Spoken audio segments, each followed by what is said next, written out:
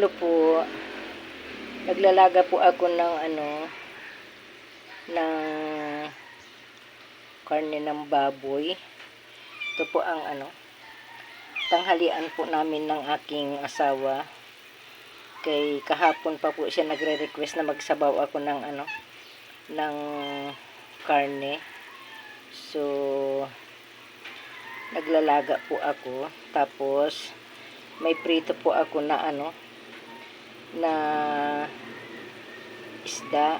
Tapos ang ilalagay ko po na dahon ay itong pichay.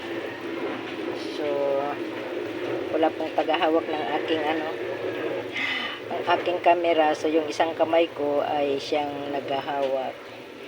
Kasi po nung po kasi hindi ako nakapag luto ng karne, lang po ako, nagmarinate lang po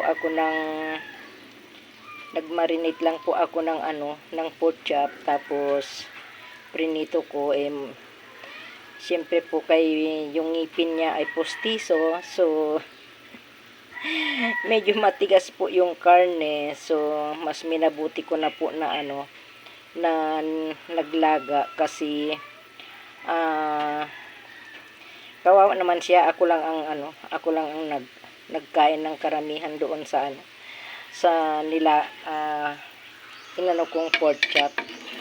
So ito po, malambot naman po ito kasi ko na po siya kanina.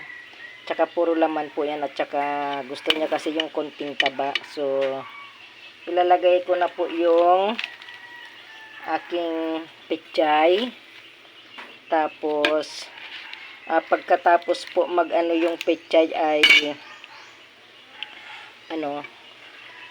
lalagyan ko po siya ng ng sinigang mix para masarap po siya, para may maasim-asim. Kasi maghapon po kasi na maghapon na umulan hanggang kagabi po. So kailangan natin ng sabaw. Kasi kahapon hindi po ako nakapagsabaw kahapon. So ano ba yung inulam namin kahapon? Nagsabaw po pala ako ng ng isda kahapon. So ayun,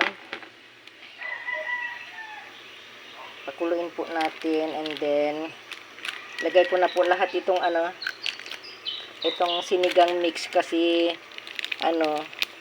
konti na lang po, naubusan po ako ng hindi ko alam, wala po pala akong nabili nung nung naggrocery kami.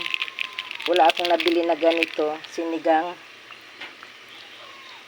So nagpabili lang po ako sa tindahan nung kahapon. Kasi isda rin po yung sinabawan ko kahapon. So hindi ako kagabi kasi gabi na po, hindi naman po pwede. Pati Friday po kahapon po kami nung Ash Wednesday. So ito po, konting kulo na lang po ay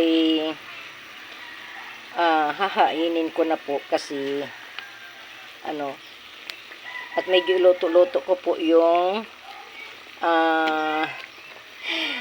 itong pechay, kasi hindi rin manguya ng asawa ko, kasi tanggalin niya yung ngipin niya mamaya pag magkain kami.